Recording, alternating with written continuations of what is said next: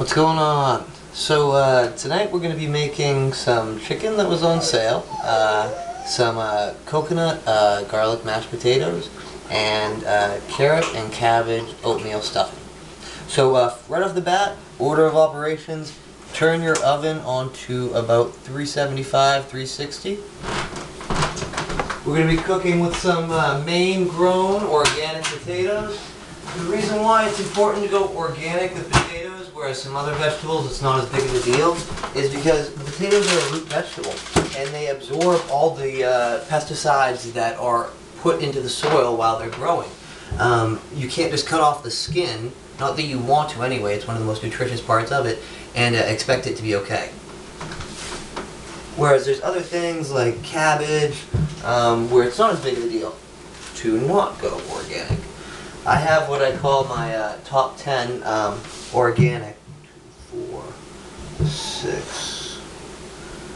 Oh. They're actually growing eyes. I'll make them all tonight. I have my top 10 organic. I got out of the Essentials of Natural Medicine. If you're going to go organic, and you can, try to go organic. On must-haves are the peaches, apples, pears, winter squash, green beans, grapes, strawberries, raspberries, spinach, and potatoes. It might be a little bit more pricey, but if you keep your eyes peeled, it's not that big of a deal. I mean, when I'm at McDonald's, if I'm going to get french fries, what am I going to do? Bring in my own potatoes? You know, you eat what you got to get, but you try to limit those choices. And when you can, go organic. Now, these organic potatoes cost $5 for a 5-pound bag, so they're only $1 a pound, and that's a pretty reasonable price if you ask me. Even though they're organic, I'm still giving them a scrub. It's not because they're sprayed with a growth inhibitor. That's what stops the potatoes from growing these bad boys. Eyes, when you keep them in the pantry.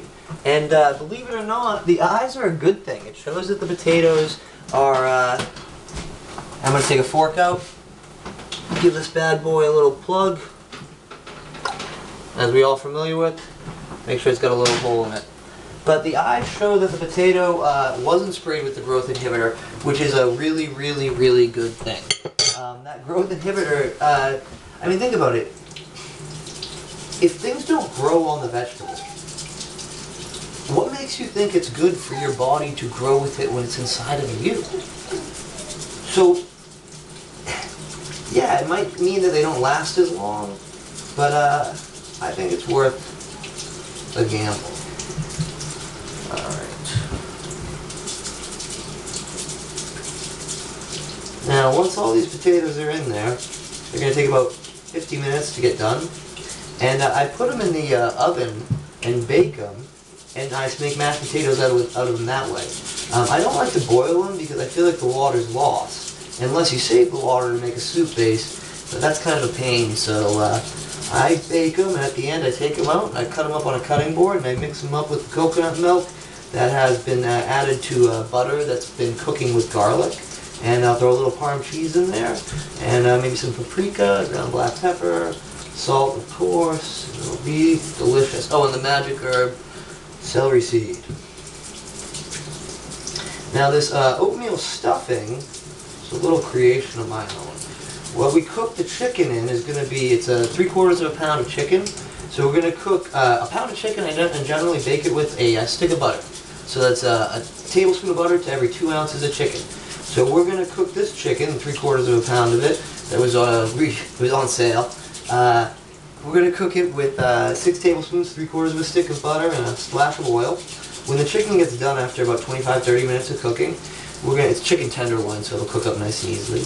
When we take that out, that butter and oil is going to be used to make this oatmeal stuffing. It's yummy and delicious. We're also going to cook with the chicken an onion or 2 cut up and a couple of pieces of garlic crushed and cut up, and that'll be added to the garlic. I mean, that'll be added to the stuffing with the cabbage and carrot. I'm cooking with organic carrots, but non-organic cabbage. I wish after World War II the standard was food was organic, like it had always been, and other food was called chemically induced crap food, or whatever the PC name for that would be. But So I have non-organic cabbage. That's what I consider one of my safety non-organic foods. And organic carrots and organic potatoes. Alrighty then. Now for each potato about the size of your fist, you're going to use about 3/4 of a tablespoon of butter, about a tablespoon of butter, and you're going to use about the same amount of coconut milk. Alright, maybe a little bit less coconut milk. Alright, I know what we're doing. So, I got that in there. I'm going to start my timer. A little wristwatch I got going. So that's going to start. Now the potatoes are going to take about 50 minutes to an hour. Chicken's only going to take 30 minutes. So what I'm going to do is I'm going to take my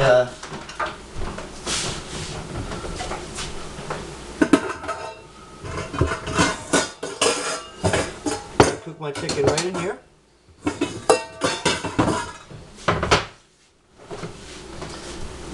It's some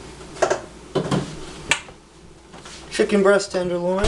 Save $1.09. I bought it on sale 6 days ago, 5 days ago I believe. Maybe it was 4 days ago. It was 2 days before the sell-by date. Threw it in the freezer, took it out, defrosted it, and I'm going to make it right now.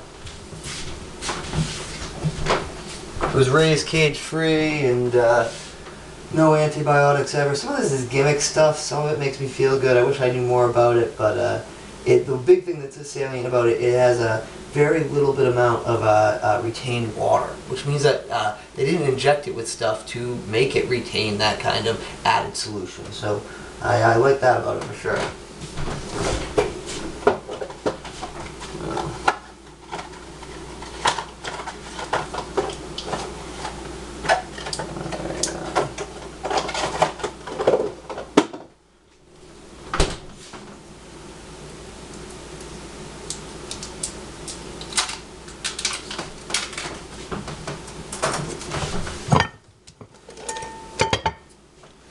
Adding just under 3/4 of a tablespoon of butter. Bada boom.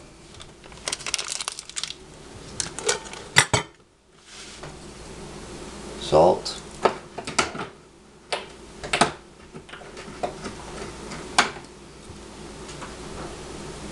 Black pepper.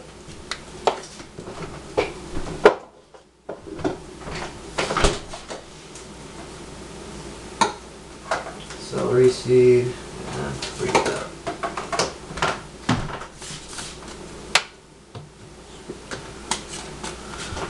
Celery seed, it's the stuff. Pick it up if you can.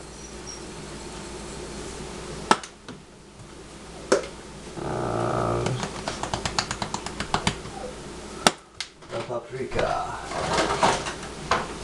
You know what? I'm gonna throw in a bay leaf. I love me my bay leaves. Dash of balsamic vinegar. Put a dash of regular vinegar in as well if you want it, or instead of. But I love balsamic vinegar. $2 over at Ocean State Job Lot, and just a couple of tablespoons of great value oil. Alrighty then. Turning this on low. Get my trash right there. Got my one dirty hand that's going to touch the chicken. Other hand's going to stay nice and clean. Give it a rinse, shake, drop her in. Rinse, shake, and he's good to go.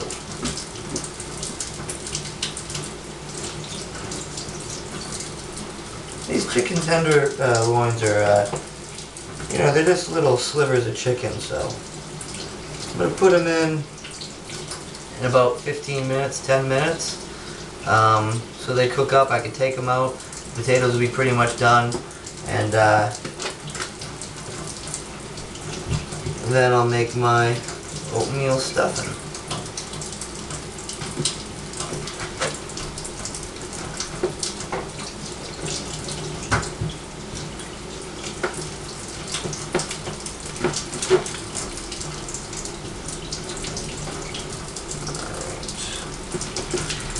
buying the chicken, buying meat when it's on sale, a few days before the sell-by date, and throwing it in your freezer is a great way.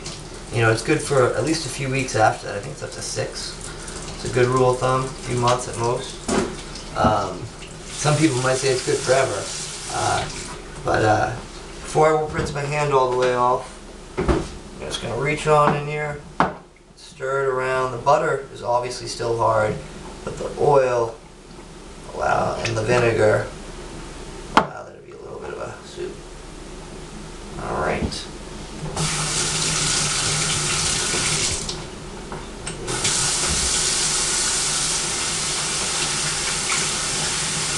And this oatmeal stuffing, I'm going to be adding ground flaxseed. You don't have to. It just is got a great flavor, and it's great for you. It's I think $3 at Wally World. I think I got mine for $2.50 over at Ocean State. Big news over at Wally World today. I found a 24-ounce loaf of bread for $2 that had a great rating of dietary fiber to total grams in the loaf. I mean in the slice. 38 grams in a slice and 3 grams of dietary fiber. It's a 1 to 13 ratio, and that's better than the 1 to 15 ratio pretty much any piece of bread should have of dietary fiber to total grams in it. Alright, well I'm going to crush myself a couple pieces of garlic and then chop myself up an onion to throw in this. My camera's only got about 20 seconds left on it, so what I'm going to do is say goodbye. I'll start it back up and show you the last little bit before we set it and forget it.